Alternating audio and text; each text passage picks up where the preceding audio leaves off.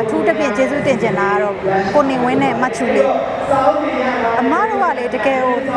စိတ်ထားပြေဝပြီးတော့တကယ်စီနီယာကောင်းနေပါချစ်ဆိုတဲ့အရာကိုလေကိုကြီးနဲ့တွေ့မှတကယ်သိအောင်သိတာအဓိကကတော့ညီမလေးအရှိတွေမှာရိုက်ခဲ့တယ်ဆိုတာလေညီမလေးတို့အဲ့လူတွေကထင်တာဒီနေရာလေးရတာကို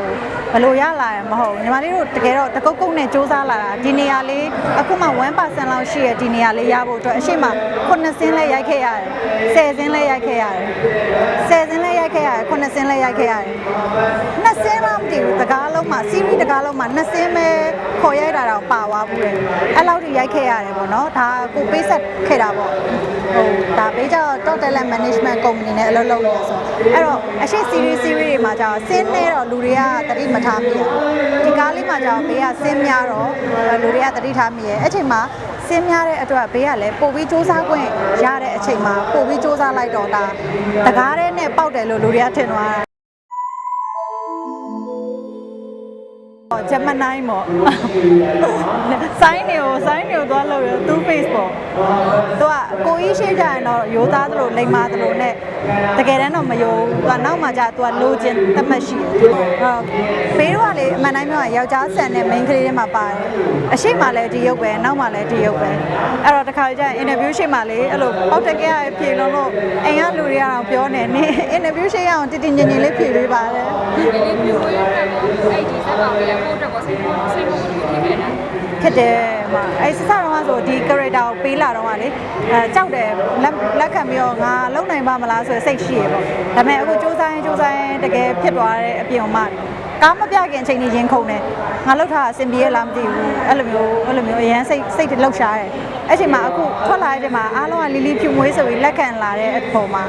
တကယ်ဝမ်းသာအဓိကတော့အဲ့လိုပေါ့သူကဒီစကားမပြရလေးကအစာချစ်ကြတယ်ပေါ့အဲ့ဒါလေးမှပြောရအော်လို့ဒီနေ့စကားမပြရလေးကိုလည်းပြင်မမယ်ပေါ့ကိုကပြောဆိုသူကဒီစကားမပြရလေးကလည်းဒါတတိထားမိစေတဲ့အချက်ပေါ့မပြင်မာနဲ့တီမေတန်းတို့အငယ်စားလေးဖြစ်သွားနိုင်တယ်ပေါ့အဲ့လိုလာပြီး comment နဲ့လို့ရှိအဓိကကတော့ तू ကဒီတော်တော်များများကိုစိတ်အမျိုးမျိုးနဲ့လှည့်ပြီးမှုရတာပေါ့ဒီထဲမှာကြာအဲ့တော့တော်တော့စူးစမ်းလိုက်ရတယ်လူတွေပါအပြင်မှာပါစိတ်ကြယောဂဖြစ်တဲ့အထိကိုစိတ်ထဲနစ်ပြီးစူးစမ်းတာနဲ့ရိုက်နဲ့လူပါပိန်ချုံးလာနောက်ဆုံးအန်တင်းမှာတိုက်ပေါ်ကပြုတ်ကြတဲ့အခန်းဆိုရင်ဒါဒီထဲမှာပါတဲ့ actor တွေအားလုံးကရိုက်တာလေရိုက်ပြီးမှနှိမ့်ဆက်ခံရပြီးမှပြုတ်ကြအဲ့ဒါလေးဆိုအပြင်မှာဆိုဝန်းနေလေအဲ့ရမှုတွေဝန်းမဟာစီကိုမတို့ကိုလည်းကျေးဇူးတင်တယ်နောက်ပြီးတော့ဒီကိုပိုဆန်းတို့ကိုကျေးဇူးတင်တယ်ပြီးတော့ဒီစီနီယာအကိုမတွေထဲမှာအထူးတစ်ပြင်ကျေးဇူးတင်ချင်တာကတော့ကိုနေဝင်းနဲ့မချူလေးအမားတို့ကလေတကယ်ကိုစိတ်ထားပြေဝပြီးတော့တကယ်စီနီယာကောင်းနေပါဘေးအနေနဲ့ဆိုလို့ရှိရင်ဒါစရိုက်တဲ့အချိန်နဲ့တို့နဲ့ရိုက်သွားတဲ့အချိန်မှာညီမလေးဘာမှမရှိန်နဲ့တော့အကိုဆိုလဲအကိုညီမလေးဦးဝီရလိုပဲတဘောထားမချူလေးဆိုလဲဒါအမောင်မတေစီနန်းဆက်လိုပဲတဘောထားအဲ့လို dialogue တွေကအစflow တွေကအစတင်ပေးတာသူတို့ကြောင့်မို့ပေးတကယ်ကောင်းသွားတာပါသူတို့ကြောင့်လည်းအဲ့လောက်ထိနိုင်သွားတယ်ဟုတ်တယ်အမားတို့ရဲ့ဂျေဇူးက90%ပါတယ်ဘေးရဲ့ကိုယ်တိုင်စူးစမ်းအားထုတ်မှုက90%ပါတယ်ချစ်ဆိုတဲ့အရာကိုလေကိုကြီးနဲ့တွေ့မှတကယ်သိအောင်သိတာအဓိကကတော့ညီမလေးအရှိတွေမှာရိုက်ခဲ့တယ်ဆိုတာလေညီမလေးတို့အဲ့လူတွေကထင်တာဒီနေရာလေးရတာကို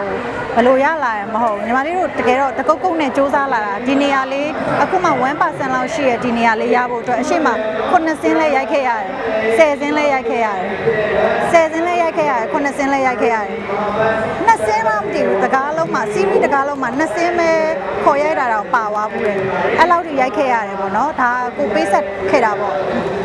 ဒါပေးကြတော့ top talent management company နဲ့အလုပ်လုပ်နေရဆိုအဲ့တော့အရှိ series တွေမှာကြာစင်းနေတော့လူတွေကတတိမထားမိရဒီကားလေးမှာကြာဘေးကစင်းများတော့လူတွေကတတိထားမိရအဲ့ချိန်မှာစင်းများတဲ့အတွက်ဘေးကလည်းပို့ပြီးစူးစမ်းခွင့်ရတဲ့အချိန်မှာပို့ပြီးစူးစမ်းလိုက်တော့ဒါတကားတဲ့နဲ့ပေါက်တယ်လို့လူတွေကထင်သွားတာအမှန်တော့မဟုတ်အရှိမဘေးစင်းနေလေးနဲ့ပစ္စည်းလေးရိုက်ထားရင်အများကြီးရှိပါဘူးအခုဆိုလို့ရှိရင်ဒါညီမလေးရိုက်ထားတဲ့မောင်ချစ်တူးဆိုရရုပ်ရှင်ဇာတ်ကားဆိုလို့ရှိရင်လည်းဒီအတုပ်ထဲမှာပါလာရုံတင်တော့မယ်ပေါ့နော်ကိုအေးချက်မောင်နဲ့ရိုက်ထားတဲ့ကားလေးပြီးရင်ရှေ့ရက်နေ့ဆိုလို့ရှိရင်ညီမလေးနောက်ထပ်ညီမလေး main character နဲ့ရိုက်ထားတဲ့ကားလေးလည်းရုံတင်တော့မယ်အဲ့တော့ main character နဲ့ရိုက်ထားတဲ့ကားလေးစပြီးတော့ရိုက်တော့မယ်ပြောတာရုံတင်တော့မယ်တော့ပေါ့ကြည့်ပြီးတော့ ရိုက်တော့မယ်အဲ့တော့အဲ့ဒါဆိုဘာပဲဖြစ်ဖြစ်ဒါတစ်စစ်ပြီးတစ်စစ်တော့တက်လာတယ်ပေါ့နော်လေကတစ်လေးတစ်ခုလိုပဲဖြည်းချင်းတက်လာအဲ့တော့ဝမ်းသာတယ်ဒါပေမဲ့အဲ့လိုတက်လာတာနဲ့အလျောက်တစ်ဖက်ကနေလဲဟိုတိုက်ခိုက်တာတွေဆဲတာတွေဟိုနင့်ကိုလုံးဝမကြိုက်ဘူးလို့ပြောတဲ့ဟာတွေလည်းရှိရဲ့အဲ့ဒါတွေအတွက်လည်းပေးပြင်ဆင်ပါမယ်တချို့ဆိုရှိရဲ့လေလီလီဖြူမွေးကိုအရန်ကြိုက်တယ်ဆိုပြီးပြောတဲ့ comment ကိုပဲတားရတာမဟုတ်ဘူးညီမလေးကမကောင်းတာပြောတဲ့ comment တွေကိုလည်းကြည့်တယ်တဲ့မလားဟိုမျက်နှာသေးကြီးနဲ့တော့အဲ့ဒါမဲ့10ကုန်းမှာတခွန်းပြောထားတဲ့ဟာရှိအများကြီးများနေရဆိုတော့ဒါငါတကယ်ဟုတ်နေတာပြင်မရမယ်ဆိုတဲ့စိတ်နဲ့ပြင်တယ်အခုဆိုညီမလေးကဒီမော်ဒယ်ကလာတဲ့လူဖြစ်တဲ့အဝတ်စားတွေဟော့တယ်ရင်တော့ဝတ်စားဝတ်တာအရင်ဟော့တယ်အခုဆိုလို့ရှိရင်ဒါမင်းသမီးဖြစ်လာတဲ့ခါမှာဘေးကိုအားပေးရတဲ့မှာမင်းကလေးပေးတတ်များတယ်အဲ့တော့ဘေးကိုစင်ကျင်တယ်အဝတ်စားအစားလုံးဝလုံချုံလေးဝတ်လာတယ်အဲ့တော့အားလုံးကဘာပြောလဲဆိုတော့အရင်တော့က तू ကအရန်ဒီလိုတွေဝတ်လာမှမဟုတ်တာဟုတ်ပါတယ်ဘေးဟော့ခဲ့ပါတယ်တွေ့မလားမော်ဒယ်ဆိုတော့လေအဝတ်စားတွေလည်းနေရာတကာနေရာနဲ့လိုက်ပြီးပေါ့နော်ကန်းချေဆိုလည်းကန်းချေနဲ့လိုက်တဲ့ဆွင်းစုတွေဝတ်ခဲ့ပါတယ်ဒါပေမဲ့အခုချိန်မှာကိုကမင်းသမီးဖြစ်သွားပြီအဲ့တော့မင်းသမီးအနေနဲ့ဆိုရင်အရွယ်သုံးမအားပေးမှလေဘေးတို့ကိုကြည်နေတဲ့ထဲမှာအဖွားတွေပါမယ်အမေတွေပါမယ်ခလေးတွေပါမယ်တက်နိုင်တယ်များဘေးအဝတ်စားကို character နဲ့လိုက်အောင်ဆင်ကျင်ပြီးဝတ်ပါတယ်အခုဆိုလို့ရှိရင်လည်းပို့ပြီးအပြင်မှာလည်းဆင်ကျင်ဖြစ်တယ်အဲ့တော့ဟိုဒါဘာပဲဖြစ်ပရိသတ်ကိုဘလောက်အလေးထားပြီးစူးစမ်းရဲဆိုတာမြင်ရပါတယ်ဘာလို့ဆိုဘေးအရန်ကြိုက်တဲ့အရာတွေအောင်စွန့်လွတ်ထားတာလေဘာလဲဆိုဘေးအရန်ဟော့တာကြိုက်တယ်ပြီးတော့အဲ့လို fashion ကြတာကြိုက်တယ် bike တွေပေါ်တင်မလားအဲ့လိုလေးကြိုက်တယ်ဒါပေမဲ့ဘေးခုမဝတ်တော့ဒီနေ့ကမဟုတ်အကိုဒီဇိုင်နာအကိုချုပ်ခိုင်းလိုက်တဲ့အချိန်မှာကိုကအရန်လာမယ်လို့ထင်ခဲ့ရဝတ်လိုက်တော့မှဟဲ့ခလေးလေးလို့ဖြစ်နေတာပေါ့လူကြီးဖြစ်နေပြီလေနော်အဲ့တော့ဒီကောင်ဝင်လေးနဲ့ကို confidence မရှိဘူးကိုနဲ့လားကလေးတွေလိုဖြစ်သွားတယ်နော်မဖြစ်ပါဘူးဇုတ်ငယ်ပေါ့အဲ့လိုဖြစ်ချလိုက်တော့ပြည့်တဲ့မြတ် အဲ့လိုဖြစ်တာနော်မမီဖြစ်သွားမလားတတိဆိုင်ကောင်မလေးဖြစ်သွား